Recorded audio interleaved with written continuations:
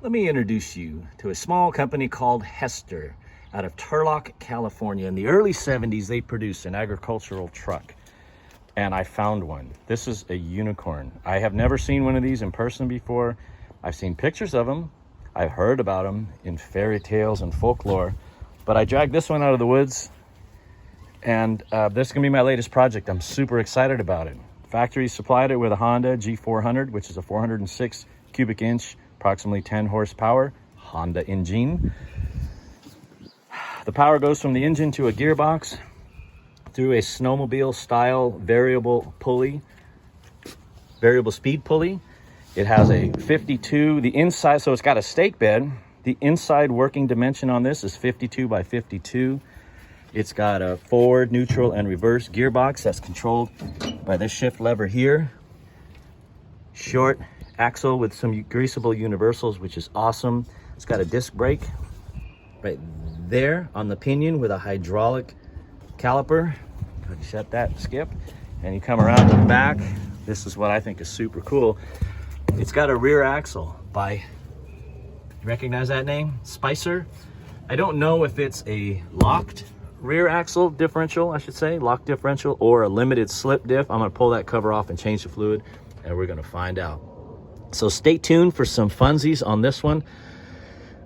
Electric start, factory tow hitch. I'm gonna put some sides on it, and I'm even maybe possibly dumb enough to do a hydraulic dump on this. I don't know. It only tilts that far because then it hits the trailer hitch. Originally, I was gonna make this into a short, but clearly I've talked way too long. So I'm gonna make this as a regular video. May or may not do the hydraulic dump. We'll see.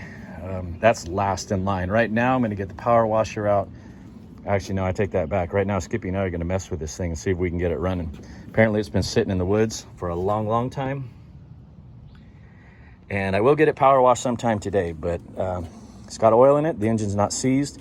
Electric start and pull start. The rope is broken in that, but I can fix that. Otherwise, it's got good compression. I've turned that bell and yeah, put a seat on it. If the stator or the charging system on that Honda works, this thing's getting lighting around, some clearance lights on the bed like a big boy truck, couple tail lights, a headlight. You know how we do it. Ridiculous. Got to redo the brake lines because they hardlined it. Somebody did a splice and they hardlined. You don't get a lot of turning on this, but I think a hardline's silly. I don't know if this works or not, but I have options in my hoard. So there it is, the Hester agricultural trike. One wheel is okay and actually holds air. So the immediate need, I think, the immediate thought is I'm gonna take the tire off that rim, put it on that rim for a front tire, and then get some woolly boogers for the back, because that's what I've got on my TerraPro, and those work really well. I have turned this over with 12 volts and the starter works. All right, well, stay tuned. I don't know if I'm gonna do long form, more long form videos or a series of shorts. I'm not entirely sure, but we'll get her going. Thanks for watching the Hester agricultural cart. Early 70s. Anybody that's got some knowledge on this, I'd greatly appreciate it. Thanks for watching. Gotta go, gotta run.